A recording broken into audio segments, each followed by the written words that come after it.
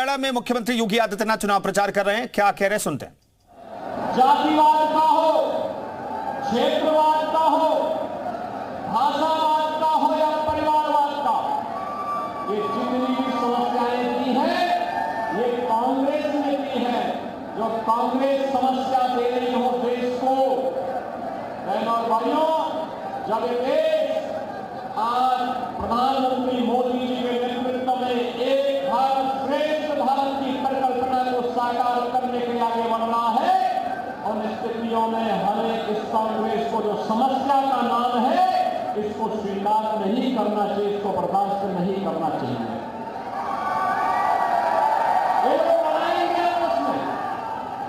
कांग्रेस के नेता श्री राहुल गांधी की कार्यक्रमों को और उनकी नीतियों को आपने देखा होगा, कैसे वहां जब भारत के अंदर रहते हैं, यूपी में आएंगे तो हरियाणा की बुराई करेंगे, केरल में जाएंगे तो यूपी की बुराई करेंगे, और जब भारत के बाहर जाएंगे तो भारत की बुराई करेंगे। जब देश में संकट आता है तब भारत के 140 करोड़ की आबादी उन्हें नहीं दिखाई देती। जब देश संकट में होता है तो इन्हें इटली में नानी याद आती है, तब भारत याद नहीं आता है। और इसलिए बहनों और भाइयों, जो संकट में आपका साथी नहीं, वो आपका सच्चा साथी नहीं। एक तरफ समस्या देने वाली कांग्रेस और दूसरी तरफ समाधान देने वाली बीजेपी। याद करिए, प्रधानमंत्री मोदी जी ने आतंकवाद की जो समस्या थी, कश्मीर की धारा 370 सदैव के लिए समाप्त कर दिया, और हरियाणा के जवानों ने तो देश की सीमा में रहकर के लगातार देश की सीमाओं की सुरक्षा की है। सुदृढ़ दीवार के रूप में खड़े होकर के अपना बलिदान देकर के देश की सीमाओं के साथ दुश्मन को खिलवाड़ करने की कोई छूट नहीं थी।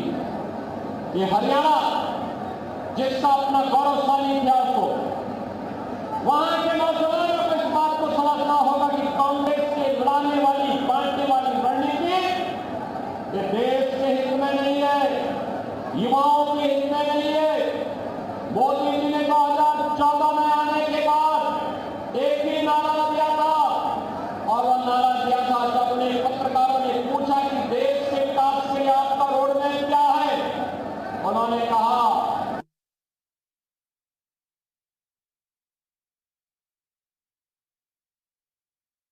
देश के विकास के लिए आपका रोडमैप क्या है, उन्होंने कहा एक शब्द में, उन्होंने कहा सबका साथ और सबका विकास का। बहनों भाइयों, 1947 में भारत आजाद हुआ, लेकिन आजाद होने के एक दिन पहले देश का दुर्भाग्यपूर्ण विभाजन भी हुआ। एक दिन पहले विभाजन भी हुआ, पाकिस्तान में आबादी गई कम, लेकिन क्षेत्रफल गया ज्यादा। परिणाम क्या था? पाकिस्तान को ज्यादा उन्नति करनी चाहिए थी, लेकिन नहीं। आज पाकिस्तान के अंदर 1 जून रोटी के लिए लोग पटोला लेकर के भीख मांगने के लिए मजबूर हैं। रोटी नसीब नहीं हो रही है, आतंकवाद की चपेट में है, लेकिन भारत प्रधानमंत्री मोदी जी के नेतृत्व में 80 करोड़ लोगों को फ्री में राशन की सुविधा का लाभ दे रहा है। 60 करोड़ लोगों को 5 लाख रुपए प्रतिवर्ष आयुष्मान बीमा की सुविधा उपलब्ध करवा रहा है। भारत 12 करोड़ किसानों को किसान सम्मान निधि का लाभ दे रहा है। 12 करोड़ गरीबों के घर में शौचालय बनाने का काम कर रहा है। 10 करोड़ गरीबों के घर में उज्ज्वला योजना का कनेक्शन पहुंचा रहा है। 4 करोड़ गरीबों के मकान बना रहा है। ये नया भारत है। हाईवे भी है, रेलवे भी है, मेट्रो भी है, आईआईटी भी है, आईआईएम भी है, एनआईटी भी है, एम्स भी बन रहे हैं, वन डिस्ट्रिक्ट मेडिकल कॉलेज भी बन रहा है। हर घर नल की योजना भी आपके घर तक शुद्ध पेयजल पहुंचाने के लिए लागू हो रही है। विकास भी है, लोक कल्याण भी है और विरासत के लिए भी सम्मान है। अयोध्या में रामलला का भव्य मंदिर का निर्माण हो गया। मथुरा वृंदावन को भी हम सजाने का काम करना शुरू कर दिए हैं। शाकंभरी देवी मंदिर का भी भव्य स्वरूप आने वाला है।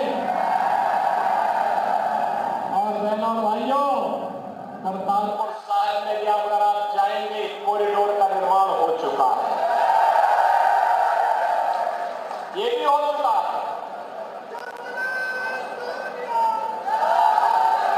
याद करिए, बाल दिवस की जब बात आती थी तो कांग्रेस ने अपने यानी पंडित नेहरू के जन्मदिन को बाल दिवस के रूप में मनाया। लेकिन जब मोदी जी की बात आई तो मोदी जी ने कहा नहीं, गुरु गोविंद सिंह जी महाराज के 4 साहबजादे जिन्होंने देश के लिए अपना बलिदान दिया, उनके नाम पर बाल दिवस होगा। वीर बाल दिवस का कार्यक्रम करके गुरु गोविंद सिंह जी के 4 साहबजादों की स्मृति में मनाता है। बहनों और भाइयों, विरासत का सम्मान ऐसे होता है, विकास ऐसे होता है। जगाधरी और यूपी यमुना के इस पार उस पार है। बहनों भाइयों, याद करिए, तब तक यूपी के अंदर दूसरी सरकारें थी, हर तीसरे दिन दंगा होता था, गुंडागिरी चरम पर थी, बेटी सुरक्षित नहीं थी, व्यापारी का कोई सम्मान नहीं था और माफिया राज ऐसे चलता था जैसे कांग्रेस की सरकार के समय हरियाणा के अंदर कौन माफिया नहीं था तो हाथी नहीं था। संगठित गिरोह अपराधियों के संचालित होते थे। अपराधियों के गिरोह खनन माफिया, वन माफिया, पशु माफिया, ये सभी प्रकार के माफिया हाथी थे यूपी में भी। बहनों और भाइयों, आज माफिया यूपी का कहां चला गया? राम सत्य है कि यात्रा पे निकल चुका है।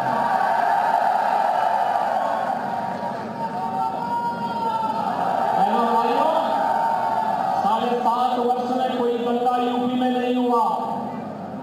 याद करिए, 7.5 वर्ष में कोई दंगा नहीं हुआ है। ये डबल इंजन सरकार की इच्छा शक्ति है, जनता जनार्दन का आशीर्वाद है।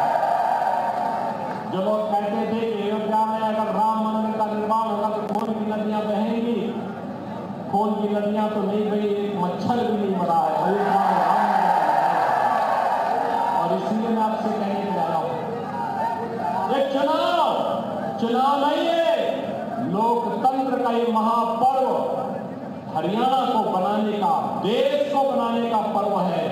और इसलिए जो गलती अतीत में हुई है, बटे थे तो कटे थे, अब बचना नहीं है, एकजुट होकर के भाजपा को जिताना है, भाजपा को जिताना है और भारतीय जनता पार्टी को जिता करके कमल खिलाना है, क्योंकि ये कमल ही लक्ष्मी जी का प्रतीक बन करके हरियाणा की समृद्धि का कारक बनेगा, भारत को विकसित भारत बनाने में सहभागी बनेगा।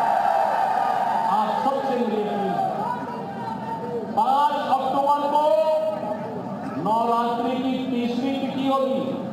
ये शारदीय नवरात्रि है 3 अक्टूबर से, और 5 अक्टूबर को तीसरी तिथि होगी। इस तीसरी तिथि पर मतदान करना है और यहां पर भारतीय जनता पार्टी के 3 प्रत्याशी यहां पर उपस्थित हैं। आपके लोकप्रिय विधायक और हरियाणा सरकार के मंत्री चौधरी कंवरपाल जी, श्री घनश्याम दास जी, श्री बलवंत सिंह जी, ये तीनों प्रत्याशी हमारे हैं। इन तीनों प्रत्याशी को विजयी बनाना